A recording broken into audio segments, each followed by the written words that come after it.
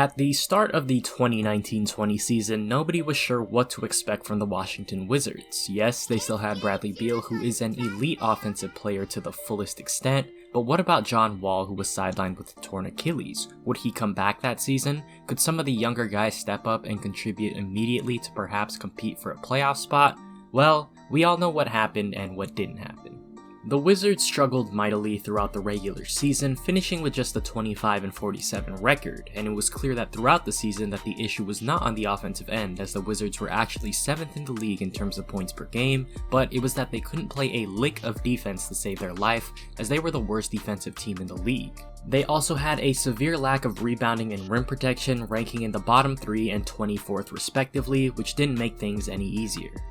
So, with clear deficiencies on the defensive side of the court, what should the Wizards do? Firstly, let's take a look at their salary cap situation, and unfortunately for the Wizards, it doesn't seem like they would have much flexibility this offseason, given John Wall's massive $41 million contract and Beal's nearly $30 million contract. Luckily for the Wizards, however, a lot of big contracts are still coming off the books this season, most notably Jan Mahimi's $16 million contract and CJ Miles' $9 million contract. Isaac Bonga and Anses Pasniks, I am so sorry that I butchered your name, are both on non-guaranteed contracts. However, I expect the Wizards to both give them guaranteed contracts, given that they would both cost just $1.5 million a year compared to their ability to contribute on the court. However, the Wizards do have one guy coming off the books that they should desperately want to re-sign, and it's sharpshooter Davis Bertans. The 6'10 forward was one of the few bright spots for the Wizards in an otherwise down season, putting up the best numbers of his career, averaging 15.4 points,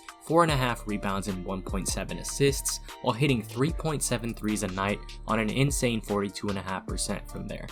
And I think it's clear that the Wizards also want to re-sign him, as they refuse offers of first-round picks for him. The floor spacing that he'll potentially provide for both Wall and Beal next season will be pivotal for Washington's success, and given that they do have his bird rights, they can go over the cap to sign him, which they will do given Bertans is projected to make anywhere between $15 million to $20 million a year.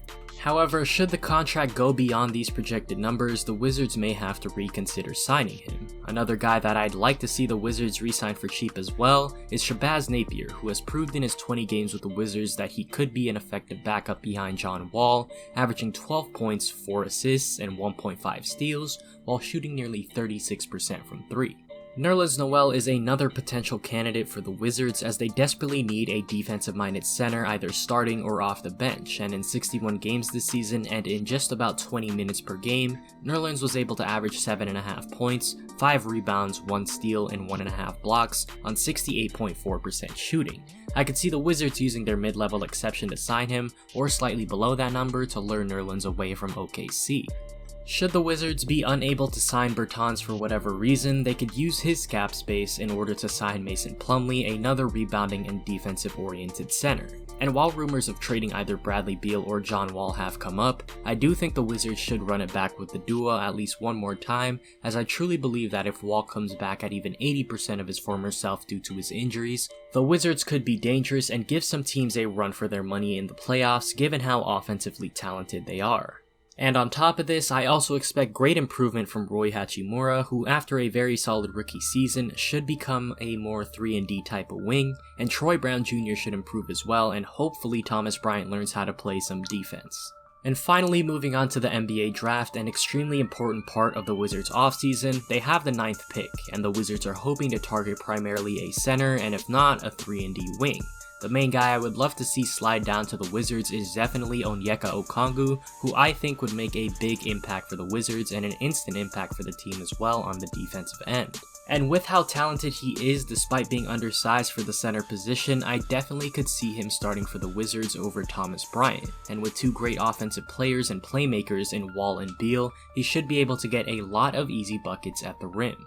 Should Okongwu unfortunately not be available for the Wizards, some 3-and-D wings available for them could be Devin Vassell, Isaac Okoro, and Aaron Naismith. We could even see them pick up Tyrese Halliburton for more depth at the guard position and instant offense, or even Precious Achiuwa, a defensive-minded guy who can play the 3 through 5 position, giving the Wizards a lot more defensive versatility that they desperately need. So, with all that out of the way, how do I see the Wizards doing in the 2020-21 season? Well, I project that with a fully healthy John Wall that they'd definitely be a playoff team. In his absence, we've seen Bradley Beal improve tremendously, showing he can single-handedly carry an offense by himself. And because of this would take a lot of pressure off of Wall on the offensive end, allowing him to focus more on his playmaking and defense where he really shines. And if they can improve that much on the defensive end, they'd be a very dangerous team in the playoffs. I definitely see this team being anywhere between the 5th to the 8th seed, and I can see them potentially upsetting some teams in a first round matchup. However, remember, these are just my thoughts and opinions, so let me know in the comments below who you think the Wizards should draft and how you think they're going to do next season. Don't forget to hit the like button and subscribe as well and turn on post notifications. We upload twice a week, so be on the lookout for that. But with all that being said, remember this: the Wizards last won a championship in the 1977-78 season, back when they were the Washington Bullets. Yeah, it's been 42 years since DC has won a championship in regards to basketball.